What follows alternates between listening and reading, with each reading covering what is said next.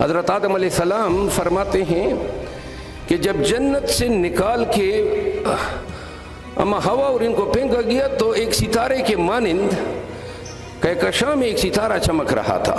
تو جبرائیل سے پوچھا آپ کو علم ہے یہ بہت بڑی. پھر اسلام میں اب جن لوگوں نے تاریخ پڑھی ہے خلفائے راشدین کے بعد امیوں کا زمانہ آتا ہے. حضرت امیر معاویہ اس کے بانی تھے، اس کے بعد اس کا بیٹا یزید، پھر معاویہ ثانی، پھر مروان بن حکم، پھر عبد الملک بن مروان، پھر ولید بن عبد الملک، پھر سلیمان بن عبد الملک، پھر ہشام بن عبد الملک، پھر حضرت عمر بن عبد العزیز، اور جاتے جاتے 38. پھر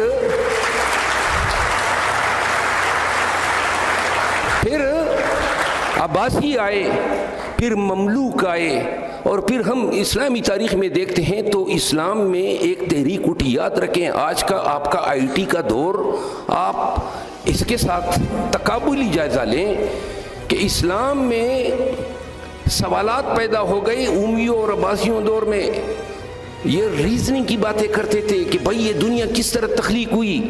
اب جب آپ انجیل پڑھتے ہیں تو انجیل کی پہلی 3 آیاتیں کیا کہتی ہیں کہ پھو پھٹی، روشنی پھیلی، اور جس کو ہم کہتے ہیں بگ بینگ تھیوری، اور دڑانگ کے ساتھ تخلیق کائنات ہوئی.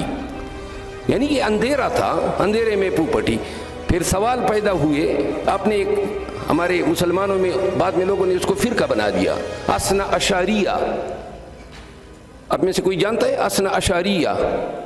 حضرت حسن البصری ایک بہت بڑے عالم گزرے ہیں، مدرسے میں پڑھاتے تھے.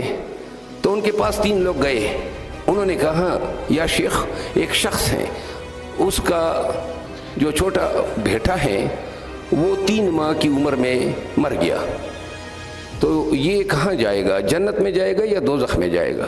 تو حضرت حسن البصری نے فرمایا کہ حضرت اللہ تعالیٰ نے تو اپنی ربوبیت کی قسم کہا کہ یہ قرآن میں وعدہ کیا ہے. عنکبوت، سورہ عنکبوت کا حوالہ دیا کہ جو انفینسی میں those who die in infancy will act as redeemers for their parents، یعنی اپنے والدین کے لیے وہ وکیل ہوں گے بروز محشر.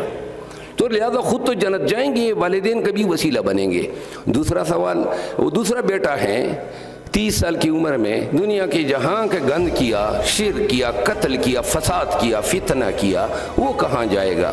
انہوں نے کہا کہ اللہ تعالیٰ نے تو باقاعدہ عہد کیا ہے کہ گناہوں میں سے میں شرک کی معافی نہیں دے سکتا ہوں، تو لہذا جو شرک کرے گا وہ جائے گا دوزخ میں. انہوں نے کہا وہ تیسرا ہے، اور اس نے ساری زندگی پیغمبر اسلام کے بتائی ہوئے راستوں پہ سفر کی، تو وہ شخص کدھر جائے گا؟ انہوں نے کہا اللہ تعالیٰ نے سورہ المائدہ میں، سورہ عرفات میں اور سورہ نوح میں بار بار وعدہ کیا ہے کہ جو اللہ کے بتائے ہوئے راستے پہ اور سنت نبوی پہ اپنی لائف گزارے گا اس کو جنت سے نوازا جائے گا. تو انہوں نے کہا حضرت اب یہ ذرا توجہ دیں کہ یہ جو درمیان والا بیٹا ہے وہ اگر کہہ دے کہ یا خدا مجھے بھی 3 ماہ کا ہو کے مار دیا ہوتا، میں کم از کم دوزخ تو نہ جاتا. 30 سال آپ نے زندہ رکھا، مجھ سے شرک بھی کروایا، مجھ سے گناہ بھی سرزد ہوئے، اور اب کہتے ہیں کہ دوزخ میں سڑو. تو جو 3 ماہ کا میرا بھائی تھا جو بغیر کچھ کیے مر گیا، آپ کہتے ہیں وہ جنت میں جائے گا. تو اس وقت حسن البصری کا ایک شاگرد تھا، اس کا نام تھا واصل ابن عطا.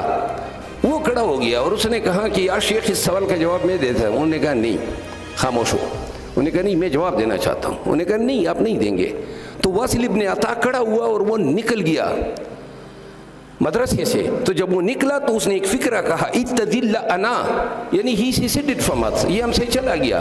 وہ جو ہی مدرسے سے باہر نکلا وہ 3 لوگ اس کے پیچھے آئے، کوئی فرلانگ آگے روک کے کہا آپ بتائیں آپ کا ذہن کیا کہتا ہے؟ انہوں نے کہا کہ خدا نے یہ بھی تو کہا ہے کہ آمنت باللہ وملائکتہ وکتبہ ورسلہ والیوم الآخر والخیر والشر، یعنی والیوم الآخر. اللہ تو کہتا ہے نا کہ جب آپ کی ارواح یہاں سے چلی جاتی ہیں، جب تک یوم اخیرت نہیں آئے گی آپ کے اعمال کا میزان ہوگا ہی نہیں.